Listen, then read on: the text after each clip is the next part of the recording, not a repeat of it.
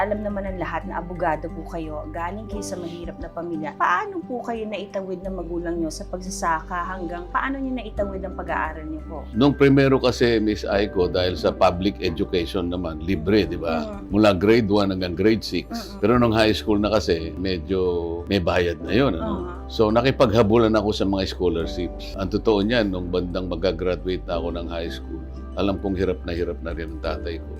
Nakipagkontrata ako sa kanya. Hindi sa isang kasulatan. Alam mo naman ang kontrata, Miss Aiko, pwedeng nakasulat, pwedeng salita lang. Opo. Isang hapon yun, no, isang pagkatapos naming mag-dinner, sabi ko, Tay, pwede ba kitang, kasi meron siyang upuan na parang kung tawagin namin ay tumba-tumba doon sa balkonahin namin mali.